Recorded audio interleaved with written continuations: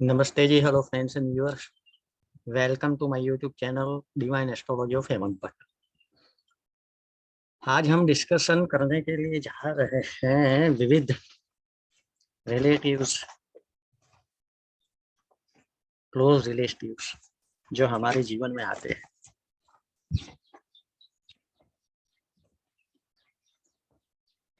वो किस प्रकार से रिलेशनशिप बनाते हैं, उसका एसेंडेंट या मून साइन कैसे डिटरमाइन होता है, जन्मांग से, दशा से दशा से और फेवरेबल गोचर से वो हमारे जीवन में आते हैं। ये दो तीन बातें हैं जो हम डिस्कशन करेंगे। पहले मैं ये स्क्रीन शेयर कर लेता हूँ। ये जो सूत्र लिया है वो है चंद्रकला नाड़ी का, बुक नंबर 1 है, shloka number 119, 120 and other shloka is 2254। 119 में रिलेटिव्स का एसेंडेंट कैसे नक्की होता है वो बताया है। वही चीज 2254 श्लोक में 2254 श्लोक में चंद्र राशि के लिए। तो सबसे पहले वो कैसे एसेस होता है वो देखते हैं। दूसरी चीज है कि हमारा जो भी रिलेशनशिप हमारे जीवन में आते हैं, जो भी रिलेटिव्स आते हैं या उद्भव होते हैं, वो कार्मिक होता है। और ये 4 प्रकार के: धर्म से, शत्रुता से, ऋण से और मित्रता से। इसी प्रकार से होते हैं। धर्म से होता है तो 159 का कनेक्शन होगा, शत्रुता से होगा तो 6812 कुछ होगा रिलेशनशिप, ऋण से होगा तो 2610 ऐसा कुछ सामने आएगा, मित्रता होगा तो 311 का रिलेशनशिप कुछ ऐसा आएगा। ये कॉमन है। आप उसमें आरोप जोड़ सकते हो, चर कारक जोड़ सकते हो, आत्म कारक, दार कारक, पुत्र कारक, पितृ कारक, ये सब आप जोड़ सकते हो। 1P, 5P, 7P, 9P, 4P, father mother, पुत्र संतान, स्पाउस, इसके लिए आप ये सब जोड़ सकते। अब बहुत बड़ा ये विषय है, थोड़ा सा कॉम्प्लेक्स है, लेकिन आप प्रैक्टिस करोगे धीरे धीरे तो 1 बाय 1 रिजोल्व होता जाएगा। जैसे जैसे आपके सामने कॉम्प्लेक्सिटी आएगी वैसे वैसे आप उसको बार बार पढ़ोगे, बार बार करोगे, बार बार प्रैक्टिस करोगे तो वो इजी हो जाएगा। तो यहाँ सबसे पहले लेते हैं कि भाई एसेंडेंट या मून साइन कैसे होता है। तो उसका जो दिया है तो वो मैं थोड़ा पढ़ देता हूँ। एसेंडेंट और moon sign of father, mother, child, etc. will be D9 sign or Stein sign or D9 sign depositor or Stein of 9th lord of father, 5th lord of child, 7th lord of spouse, 4th lord of size, 4th lord of mother, sorry। तो ये यहाँ से नक्की हो सके, इसीलिए 3 Lord of brother, 11th Lord of friend, ये सब हम ले सकते हैं। और दूसरा ऑप्शन भी दिया है कि भाई science expected bye 9th lord of father, 5th lord of child, 7th lord of spouse, 4th lord of mother, etc. etc. तो ये जिस राशि में या त्रिकोण में बैठे हैं वहां से आप एसेंडेंट, सामने वाला रिलेटिव्स का एसेंडेंट या मून साइन नक्की कर सकते हो। ये बेसिक है। तो उसको हम एक्सटेंड कर सकते हैं कि ये रिलेशनशिप कहाँ से आती है, कब आती है। तो ये फेवरेबल ट्रांजिट में आती है और दशा भुक्ति में आती है। तो दोनों इंपॉर्टेंट है रिलेशनशिप आने के लिए, फेवरेबल ट्रांजिट भी और दशा भुक्ति, दशा या भुक्ति, तो में से एक लिख सकते हो।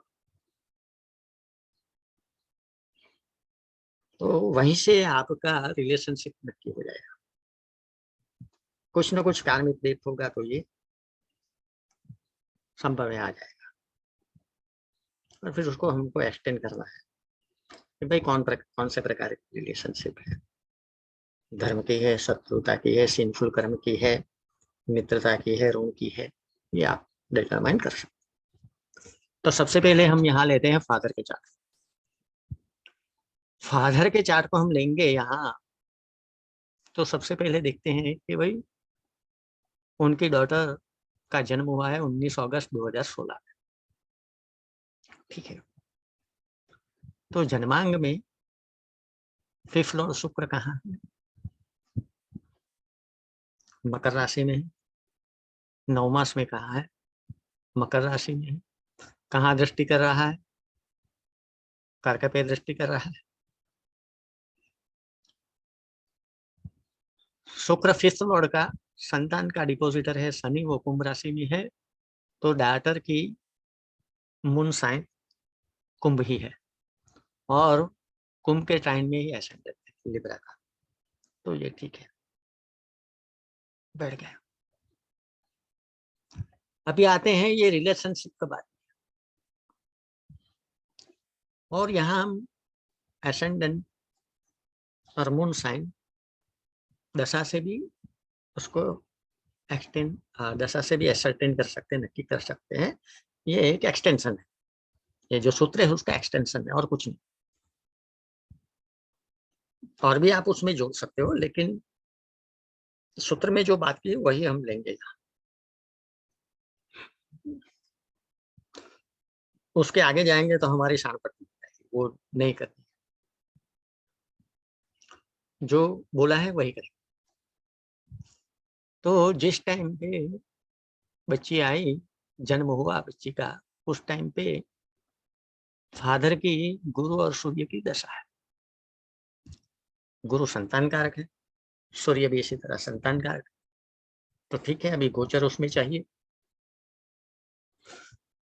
तो गोचर में गुरु कन्या राशि में था और शनि था वृश्चिक में।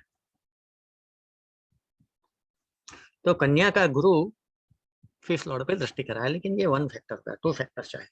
9 मास में भी ये कैप्रिकॉन में है, तो वहां से भी त्रिकोण में से गुरु जा रहा है, this is one factor, this is two factor. लेकिन और भी कुछ चाहिए कंफर्मेशन के लिए, तो शनि को लेते। शनि यहाँ है वृश्चिक राशि में, 5 ही है कैप्रिकॉन में, कैप्रिकॉन का स्वामी है शनि। तो शनि का जब उपयोग करेगा तो एक चीज ध्यान में रखना है, ये विवेक शक्ति है, ये आपका एक्सपीरियंस आपको काम में लगाना पड़ेगा कि जब भी शनि को आप किसी इवेंट के लिए लोगे, शुभ इवेंट के लिए, तो उसकी उच्च की या स्वगृह की दृष्टि अच्छी मानी जाएगी। मित्र की भी थोड़ा बहुत फल दे सकती है, लेकिन उच्च और स्वगृह भी अच्छी है। तो यहाँ शनि स्वगृही दृष्टि कर रहा है 5P पे, यानी कि संतान का आरूढ़, और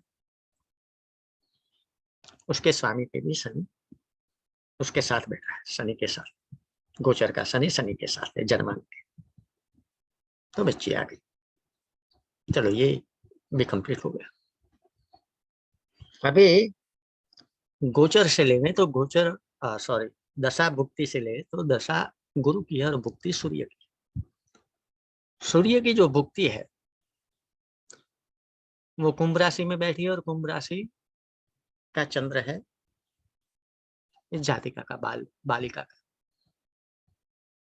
तो वहीं से त्रिकोण का भी एसेंडेंट है, यानी कि रिलेशनशिप बड़ा अच्छा है, धर्म का रिलेशनशिप है, त्रिकोण का संबंध है। तो इस प्रकार से हमको देखना है, एसेस करना है। तो ये छोटा सा वीडियो है, थोड़ा सा बिट कॉम्प्लेक्स है, लेकिन आप उसको बार बार प्रैक्टिस करें, बार बार देखिए, तो अपने आप एक के बाद एक रिसॉल्व होता जाएगा। निर्विघ्नेन शुभम भवतु, निर्विघ्नेन शुभम भवतु, निर्विघ्नेन शुभम भवतु, कल्याणमस्तु।